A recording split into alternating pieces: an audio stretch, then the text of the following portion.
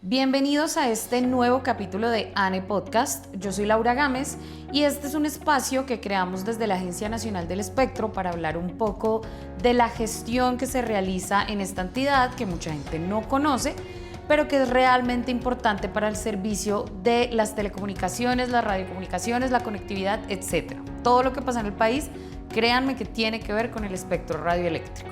Hoy tenemos una invitada muy especial. Ella es Joana Cruz, hace parte del equipo de gestión y planeación técnica del espectro ya desde hace un montón de tiempo y vamos a conocer un poco de lo que hace ella, de su grupo, que es un grupo muy importante. Entonces, Joana, bienvenida. Bueno, buenas tardes a todos. Muchas gracias, Laura. Joa, cuéntanos, ¿hace cuánto llegaste tú a la ANE? ¿Cuál es tu profesión? Bueno, yo llegué a la ANE, empecé a trabajar en la ANE el 2 de septiembre de 2016.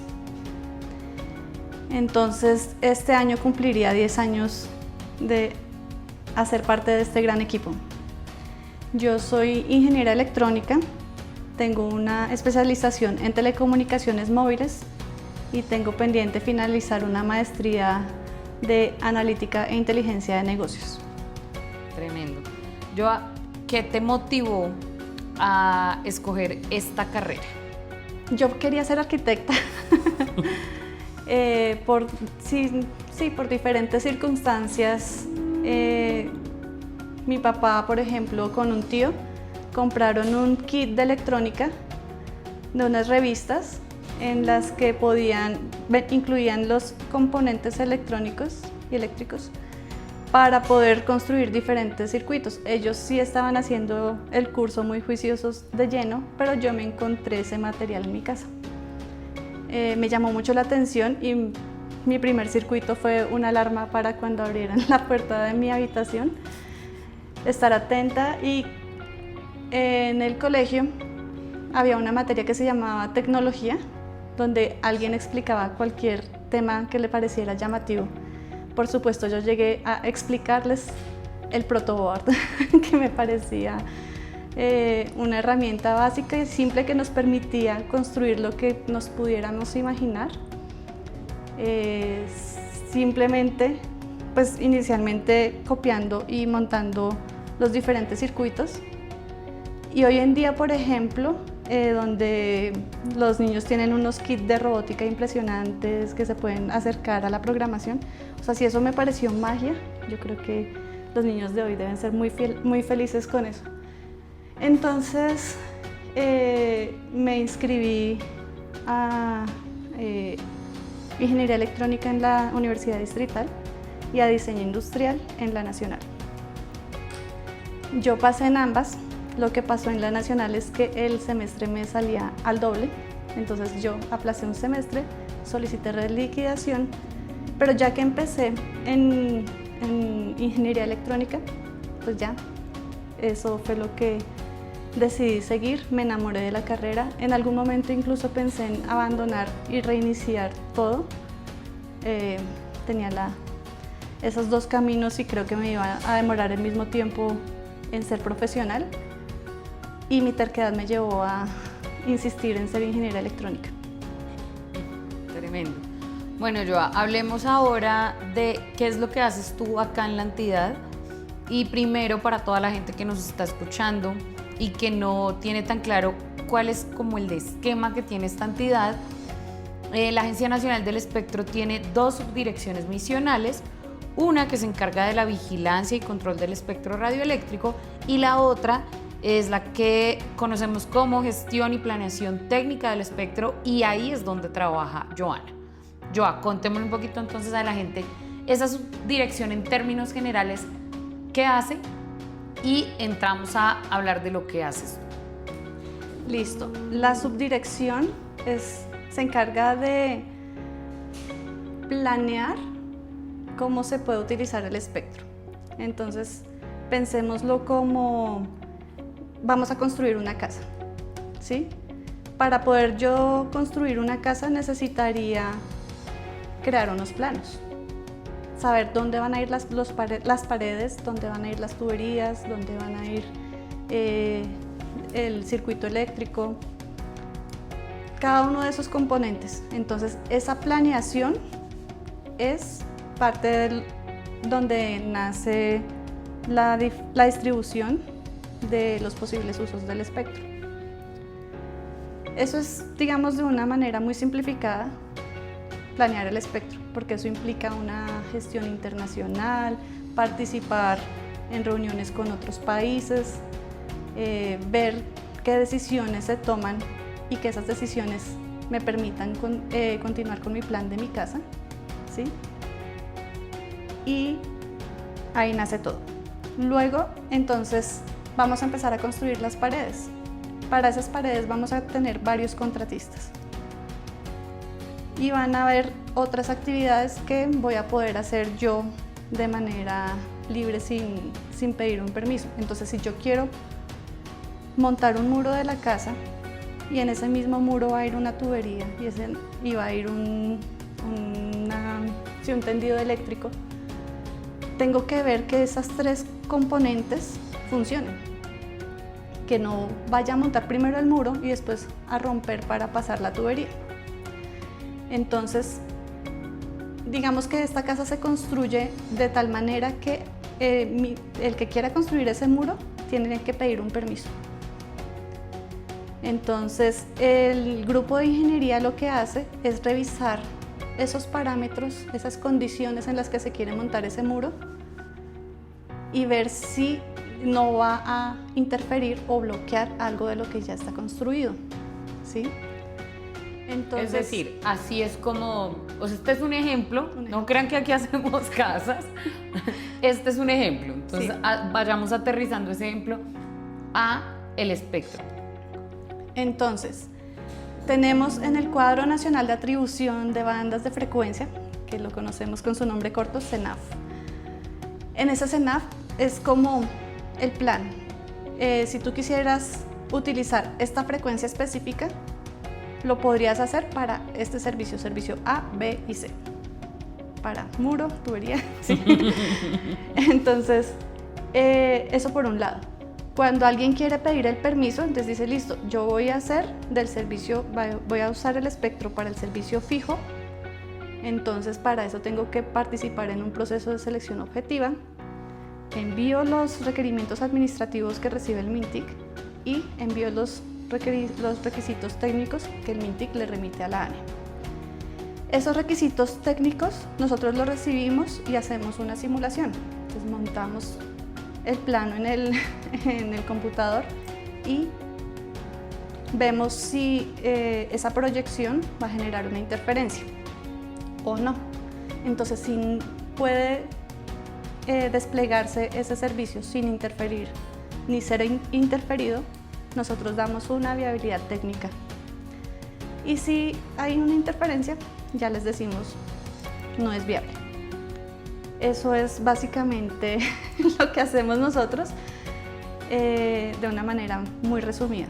Creo que vamos entendiendo muy bien, porque este tema no deja de ser muy técnico, entonces lo que queremos hacer con este tipo de espacios como ANE Podcast es eso, explicarle a la gente que nos escucha qué hacemos de una manera un poco más fácil. Entonces, si esto es lo que hace el grupo de ingeniería, que es el grupo que tú lideras, Joana, ¿qué es lo que hace entonces ese grupo con el resto de la Subdirección de Gestión y Planeación? Claro que sí. Entonces, ya habíamos dicho, el espectro lo planeamos y lo que planeamos lo dejamos escrito en el CENAF. Luego, cuando alguien pide un permiso, nosotros hacemos el análisis de viabilidad. Pero antes de pedir ese permiso, nosotros como administración, MINTIC y ANE, deberíamos saber cuánto le vamos a cobrar al que solicite ese permiso por el uso de ese espectro. Entonces, para eso también se hacen unos estudios de valoración de espectro. Esos estudios al final aterrizan en una propuesta que nosotros remitimos al MINTIC y es MINTIC quien finalmente lo aprueba o le puede hacer alguna modificación o algún ajuste según lo que ellos identifiquen, pero bueno, y lo aprueba. Cuando eso ya queda publicado y alguien tramita un permiso, nosotros hacemos el análisis de viabilidad técnica, le enviamos el resultado al MINTIC y con ese resultado se expide un permiso. Ese permiso ya te permite, te habilita para hacer el uso de ese espectro y eso te va a generar el pago de unas contraprestaciones, que es el pago anual de lo que te corresponde por usar ese espectro. O sea, el espectro no es gratis, porque digamos que hay gente que cree que el espectro en su totalidad es gratis, pero el espectro radioeléctrico en efecto es un recurso, en efecto es propiedad de los colombianos, pero eso no es gratis, no es del todo gratis. ¿Eso más o menos cómo funciona entonces? Sí, el espectro como tal es un recurso natural que debe ser administrado. ¿Por qué? Porque si lo usamos de cualquier manera, entonces se van a generar un montón de interferencias y al final nadie se va a poder comunicar tranquilamente. Y puede ser gratis, ¿sí? Por eso tenemos una modalidad de uso libre, donde para algunas aplicaciones que tienen ciertas condiciones de potencia, de ganancia, se pueden acceder de manera gratuita. ¿Qué condiciones tienen? Entonces, por ejemplo, hubo una época en la que el teléfono inalámbrico tenía unos canales. Entonces, yo estaba en medio de una conversación y de repente empezaba a escuchar al vecino. Yo tengo la opción de cambiar el canal, de saltar al siguiente canal de manera manual y de esta manera soluciono rápidamente esa interferencia. Entonces, cuando se utilizan estas aplicaciones de uso libre, no tengo derecho a alegar contra interferencias, ni puedo generar una interferencia a los que tienen un permiso. Los que tienen un permiso tienen una categoría en la que sí tienen un pago por el uso de ese espectro y ese pago les da una protección para que presten sus servicios de tal manera que esa inversión, porque ahí ya no simplemente compraron un teléfono y lo conectaron, sino que tienen que tener un predio, desplegar una torre, hacer una planeación de qué tanto van a ocupar esa torre, mantenerlo, hacer un pago a un montón de ingenieros que garantizan esa operación. Entonces, dado que ellos tienen que hacer ese esfuerzo grande, la idea es que eso que desplegaron no vaya a ser sujeto de interferencias. Entonces, por eso pagan y por eso se proyectan esas contraprestaciones. No en su totalidad el espectro puede ser gratuito. A veces en ese cálculo de la valoración de cuánto nos cuesta ese espectro es un ejercicio bien interesante porque ahí se tienen en cuenta muchos parámetros. Yo he estado viéndolo de lejitos.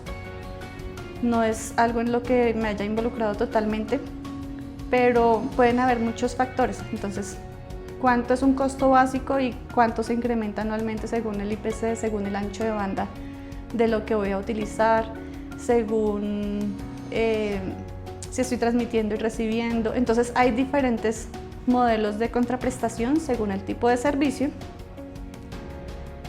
y según el modelo de contraprestación que se haya elaborado para ese servicio en particular.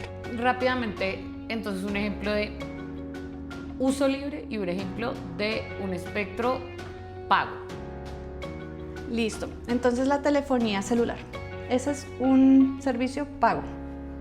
Entonces, incluso para acceder a ese permiso, alguien me había dado un muy buen ejemplo de cómo se decide qué proceso se implementa y era los niños y las paletas. Entonces, sí, el espectro son las paletas y los operadores son los niños, ¿sí? Si solo hay una paleta y hay muchos niños, ese espectro, para la oportunidad de acceder al uso de ese espectro, se hace un proceso de subasta.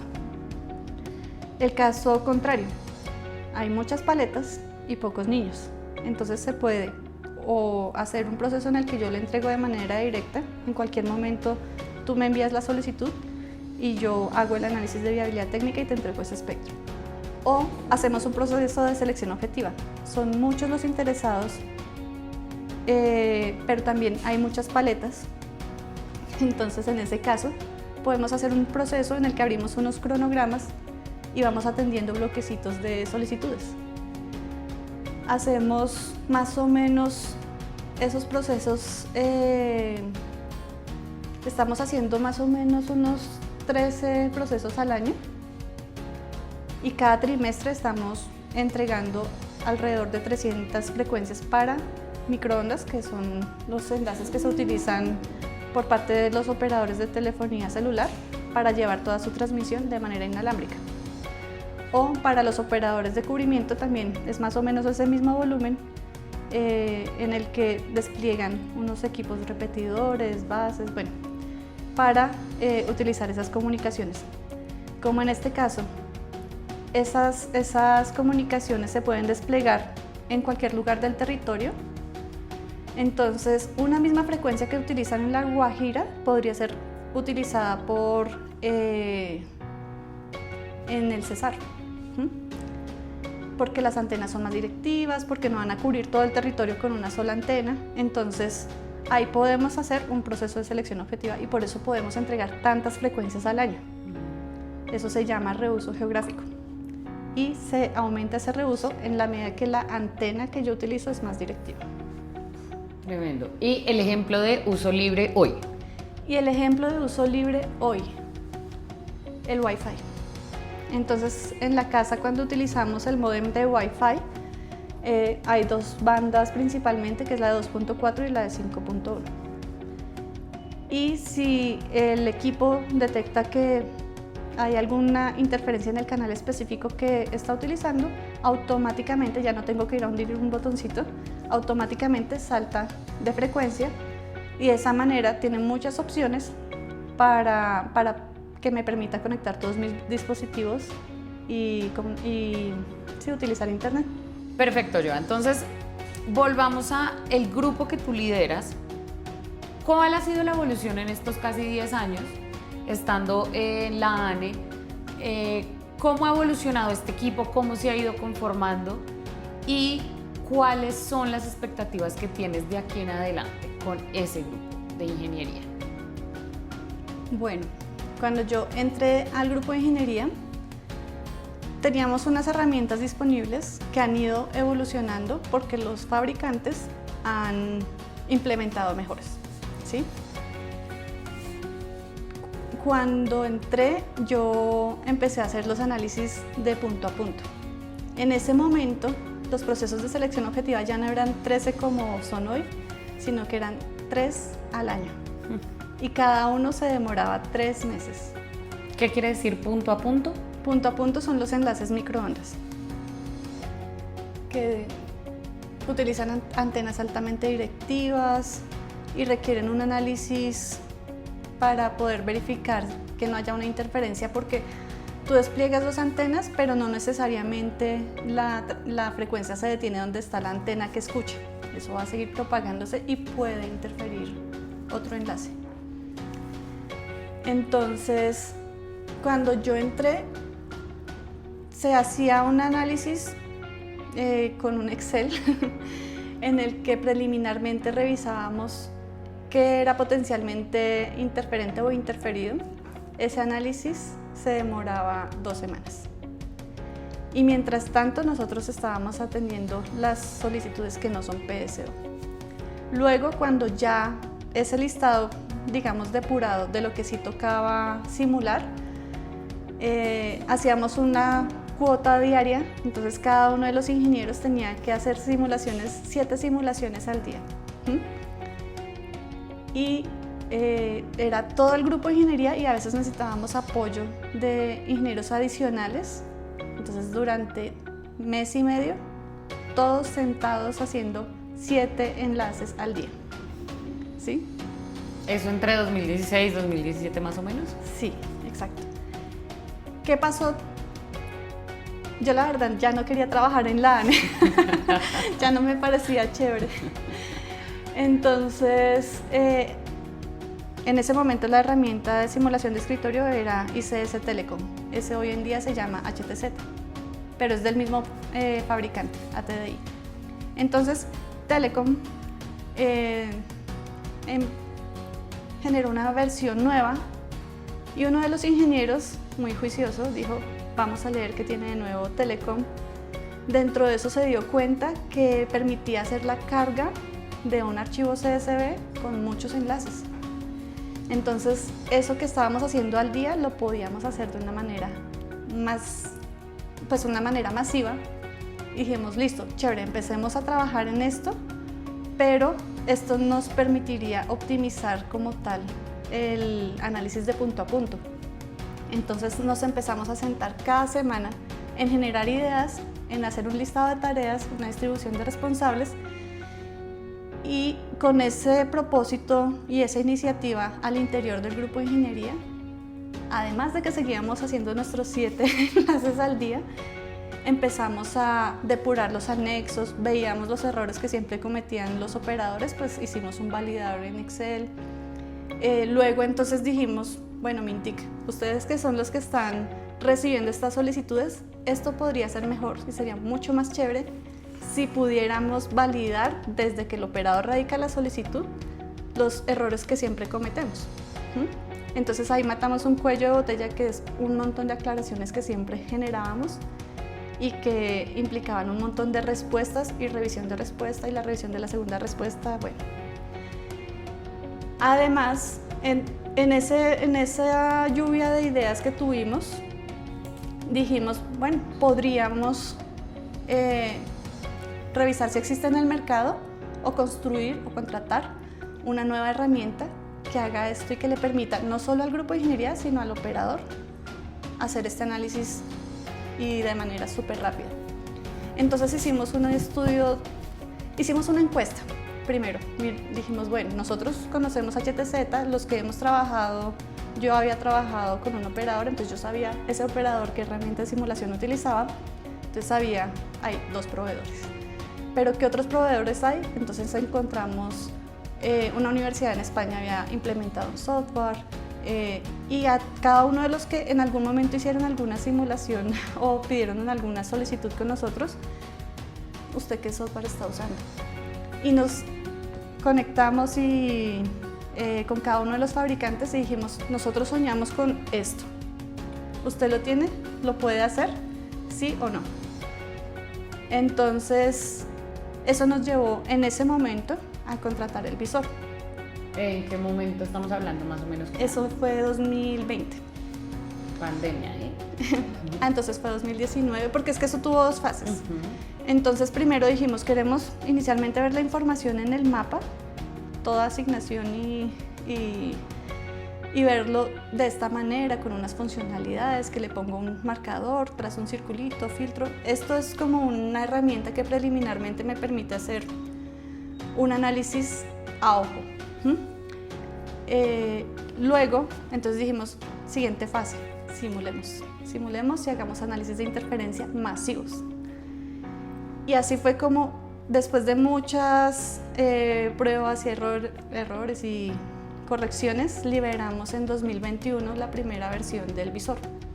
Ese incluía el módulo de ocupación, el módulo de punto a punto, y también había ocurrido que la ANE adquirió nuevas funciones y ahora no solo teníamos los servicios fijo y móvil, sino que también teníamos radiodifusión, ¿sí? Entonces aprovechamos que estábamos como en esa transición y empezamos a trabajar en la forma en la que el operador desde su computador se conecta a internet, carga la información en un formulario web y simula su estación de televisión. Entonces todo esto nos ha llevado a que, como estamos hoy, podemos hacer 13 procesos al año. Únicamente requerimos una persona que hace el análisis de todo un PSO para punto a punto, en vez de todo el equipo más todos los demás. Y dirás, entonces ya tenemos menos ingenieros, y no, tenemos más. Esa transformación digital es un proceso que nos permitió que en 2022, por ejemplo, pudiéramos transformar el régimen satelital y empezar a hacer análisis de estaciones terrestres. Se expidió también una resolución para espectro temporal para pruebas. Entonces, antes de que se hiciera la subasta de 5G, los operadores tuvieron la oportunidad de probar con diferentes fabricantes, condiciones, lo que más o menos sabían que nosotros íbamos a colocar en la resolución. Ellos pudieron hacer las pruebas y nosotros pudimos hacer verificaciones, de tal manera que cuando hicimos la subasta, ellos tienen una condición de compartición de ese mismo espectro en la banda C, con las estaciones satelitales, y pudimos definir esas condiciones con toda tranquilidad. Claro, está la literatura, entonces está el estándar, pudimos haber hecho un ejercicio netamente teórico, pero en esta ocasión, dado que teníamos esa posibilidad, los ingenieros del grupo de ingeniería aprendieron de 5G, aprendieron de espectro satelital y adicionalmente, ¿qué hemos implementado? Bueno, se hizo la subasta de 5G y hoy en día recibimos espectro temporal para pruebas de lo que se le ocurra al operador. Entonces queremos, no sé, implementar 5G broadcast, vamos a montar una estación base en un dron. La verdad es que se les han ocurrido tantísimas cosas. Hicimos las pruebas, por ejemplo, de el nivel, la verificación de si se puede relajar la condición o el nivel de densidad de flujo de potencia equivalente para que los satélites no geoestacionarios no puedan generar alguna afectación sobre las estaciones terrenas que conectan con un satélite geoestacionario. Te estoy hablando en francés, yo sé. Chido. Esa parte en sí no la arameo entendí. antiguo y mal hablado. Pero para eso estamos en este espacio, entonces eso que acabas de decir, ¿qué quiere decir en unas palabras un poquito más fáciles de entender? Tenemos un transmisor que está a, imagínate, 35.800 kilómetros de la superficie. O sea, yo sé que es algo complicado de imaginarse. No te lo entendí. Es un transmisor que está entre la Tierra y la Luna, ¿sí? Como la cuarta parte de esa distancia. Y el receptor que está en la Tierra, cuando ya llega la señal hasta la Tierra, pues la señal está pequeñita, entonces tienen que instalar una antena grande para poderlo escuchar. Y vamos a tener otros transmisores que son un montón. Entonces tenemos constelaciones de Starlink, la constelación de Amazon, la constelación de AST y otro montón que van a poder utilizar la misma frecuencia que el que está por allá lejísimos. Entonces, esta antena gigante que está en tierra escucha muy bien.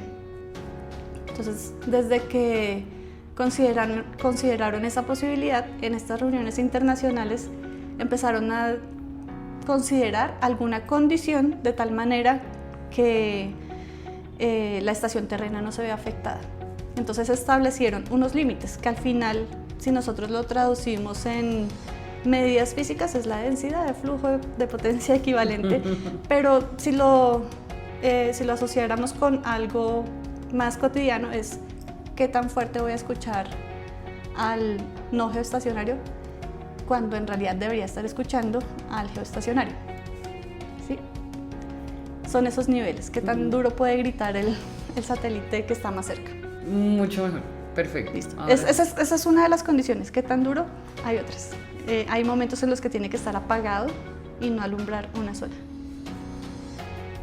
Y de esta manera nosotros acompañamos desde el inicio de esas pruebas, desde la fase de diseño, cómo podrían funcionar para que lo que se entregue al final sea coherente y que nosotros como administración, sin tomar partida, porque desde un inicio se le hizo la aclaración a todos los participantes, si el resultado es que hay un montón de afectación, nosotros lo vamos a decir tal cual. Y si lo que vemos es una afectación pequeña, así se va a llevar hasta los escenarios internacionales. Una vez claro lo anterior, iniciamos las pruebas. Eso fue un trabajo conjunto con Vigilancia y Control, con la dirección, y nosotros pues en realidad nos generó muchísimo aprendizaje, porque ya habíamos aprendido de 5G, ya habíamos revisado temas de aeronáutica, radio, televisión, la TDT, por ejemplo, fue otro reto en su momento, pero esto es nuevo para todo el mundo. O sea, Colombia es pionero en este tipo de pruebas. Hicimos un análisis de la información, se hizo un análisis estadístico, se comparó contra simulaciones y lo que ellos estaban capturando y procesando, nosotros también tuvimos la capacidad de capturarlo y procesarlo. Entonces, esa herramienta unificadora de vigilancia y control no se preparó para eso, pero se pudo utilizar y fue un ejercicio en realidad muy interesante para todos los que participamos. Tremendo, qué locura. Bueno, ¿y qué sigue para el grupo de ingeniería este año y cuáles son como los sueños que tienes tú con ese equipo? Bueno, Grupo de Ingeniería siempre ha sido el equipo operativo, entonces entra solicitud, sale viabilidad, ¿sí? Gracias a que hemos podido fortalecer y automatizar muchos procedimientos, las personas del Grupo de Ingeniería hoy participan en las discusiones internacionales, generan contribuciones de valor, entonces pudimos participar en las pruebas que te mencionaba, en otros estudios con universidades e incluso hacemos nuestros propios estudios. En la agenda regulatoria hay 2 estudios en los que participamos la mayoría del Grupo de Ingeniería y un estudio particular para el subgrupo de radio. Entonces, gracias a que automatizamos y optimizamos estos procedimientos operativos que ya no son tan manuales, tenemos la oportunidad de participar en escenarios internacionales, asistir remotamente. La pandemia nos permitió eso, que es la UIT y CITEL habilitaran plataformas para asistencia remota. Entonces, podemos estar enterados de lo que está pasando y eso nos enriquece muchísimo en el conocimiento. Y no solo eso, estamos generando contribuciones de alto valor técnico que le va a permitir no solo a nosotros, sino a las administraciones tomar decisiones. También nos permite participar en estudios y proyectos de agenda regulatoria. Entonces, hoy en día hay 3 estudios en los que participamos como grupo de ingeniería. El estudio para el aprovechamiento de solicitudes satelitales en la conectividad digital y aplicaciones estratégicas. Está otro que es para adelantar las acciones necesarias. Esto está enfocado principalmente en el fortalecimiento de las capacidades de la ANE para la gestión del recurso órbita espectro, y también podríamos presentar un proyecto para en algún momento, si se identifica necesario, lanzar un satélite. Hoy en día nosotros elaboramos unos filing estándar, pero lo que queremos es fortalecer esas capacidades para que tengamos el criterio total para decir, listo, este satélite tendría estas condiciones, estas características, sus beams van a tener estos parámetros, y de esta manera después entrar a defender y coordinar esa posición. Okay. Lo otro es un análisis espectral de alternativas para la mitigación de las brechas de cobertura de televisión. Entonces, esto es explorar alternativas para poder llevar esa radiodifusión de televisión a los municipios que no quedaron cubiertos con el despliegue de TDT y que cuando se apague la televisión analógica, pues van a quedar sin señales. Entonces, la alternativa inicial es pues, que el operador despliegue redes hasta allá. O podríamos revisar qué otros mecanismos se pueden utilizar para que esto se reduzca esa brecha de cobertura. Igual de manera indirecta, si bien no lo estamos liderando, también tenemos una participación importante en los lineamientos estratégicos para la conectividad satelital D2D.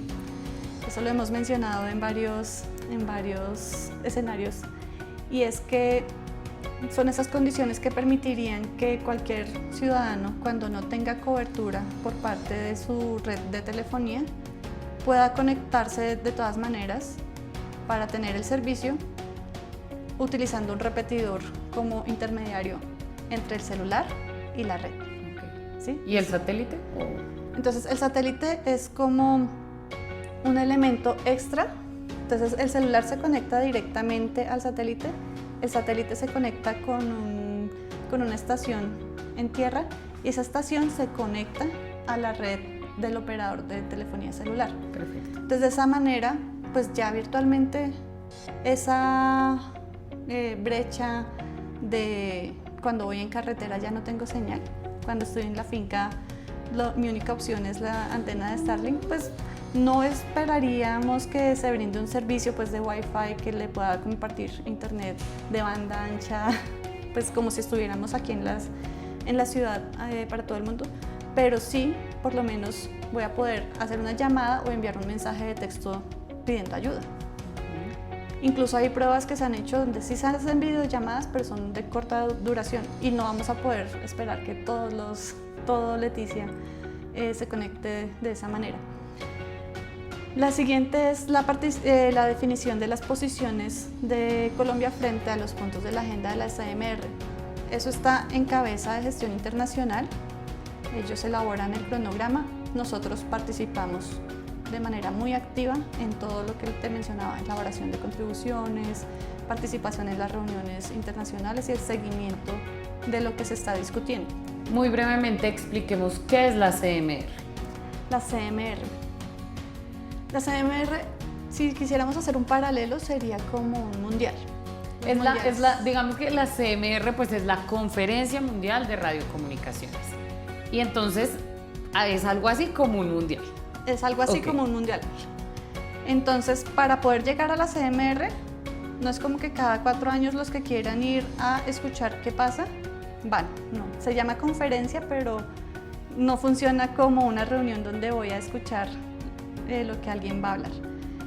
Entonces, para poder llegar al mundial, tengo que tener una preparación. Entonces, tengo que primero conformar un equipo local. Ese equipo local tiene que participar en escenarios a nivel nacional. El mejor equipo es el que se va a nivel América y esto me va fortaleciendo para que mi equipo pueda ir a participar en el mundial. Es algo así. La gran diferencia es que no hay eliminatorias. Todos los equipos que se inscriben pueden participar en todos los escenarios. Perfecto. Entonces, nosotros en Colombia claramente tenemos que estar pendientes de nuestras necesidades nacionales, lo que está pasando afuera, lo que están fabricando los diferentes proveedores, para tener esa visión prospectiva de lo que debemos hacer. Al participar en el escenario internacional, digamos a nivel Américas, entonces se trata de alinear todo el continente para que evitemos que haya un uso muy fracturado y fragmentado del espectro. Y luego esa participación de Américas envía una contribución, varias contribuciones, para las decisiones a nivel mundial. Entonces nosotros decimos, sí, ustedes Europa y Asia se están yendo por este lado, nosotros queremos irnos por otro lado, o nosotros estamos de acuerdo con lo que se está proponiendo y ahí se empieza a armonizar el espectro. Armonizar el espectro es eso, alinear esos usos que no sean muy particulares para cada país, sino que se puede incluso llevar a que todo el mundo está utilizando el mismo espectro de la misma manera. Y nos genera una gran ventaja, es que cuando todo está armonizado, los fabricantes pueden ofrecer equipos de mucho menor precio. Entonces ahí es donde se ve el efecto de la economía de escala. Entonces es un esfuerzo importante que puede hacer que Colombia se quede por fuera si nosotros no participamos y simplemente estamos escuchando qué quieren hacer los demás y ajustando nuestra normatividad a lo que ya decidieron.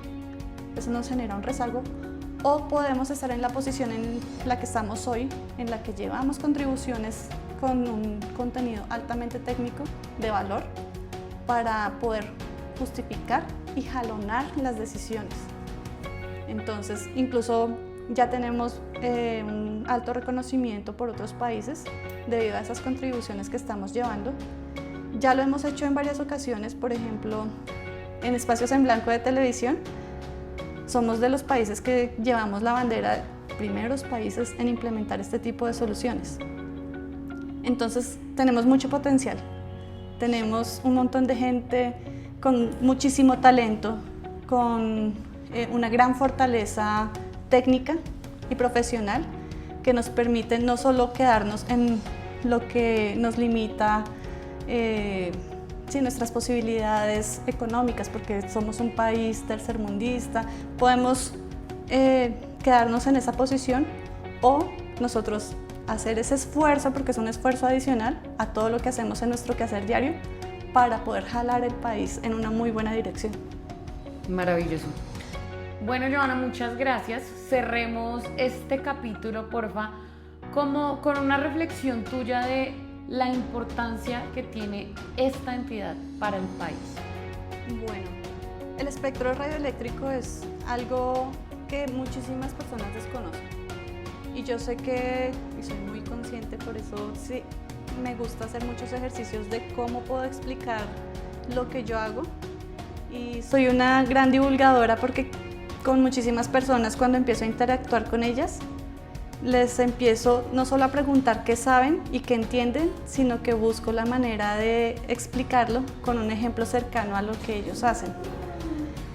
Y es muy importante porque no solo se trata de que la gente pueda hablar y conectarse a internet, es también lo que permite que los soldados que están en sitios remotos se puedan conectar y que la seguridad nacional ascienda a un valor y que nos permita coordinarnos de una mejor manera, porque ellos no van a tener un cable todo el tiempo para poder avisar qué está pasando o para poder planear y llevar la decisión hasta donde se debe llevar. Y a nivel de ciudadanos, hay varios estudios donde se puede evidenciar cómo esa conectividad, al mejorar la posibilidad de que todos los ciudadanos accedan a la conectividad, eso al final genera un impacto en el PIB. ¿Por qué? Porque una persona que tiene acceso y no lo usa únicamente para mirar TikTok y redes sociales, sino que pues aprovecha para fortalecer muchas de sus capacidades, eso le permite mejorar sus negocios, entender que hay alternativas para comercializar sus productos, poder incluso conocer cuál es el precio de sus productos a nivel internacional y ofrecerlos a un precio competitivo, ¿sí? Entonces, la información es poder, ¿sí? Si bien dicen la información es el nuevo petróleo, pues nosotros estamos creando esos ductos para que las personas puedan acceder a ese petróleo. Bueno, Joana, muchas gracias por participar en este espacio, por explicarnos de una manera muy chévere y muy fácil de entender todo lo que hace el grupo de ingeniería, lo que hace el equipo de la Subdirección de Gestión y Planeación Técnica del Espectro. Y a todos los que nos están escuchando, gracias por acompañarnos en este espacio. Recuerden que en los comentarios nos pueden decir de qué tema quieren que les contemos desde la Agencia Nacional del Espectro. Y nos vemos en un próximo capítulo.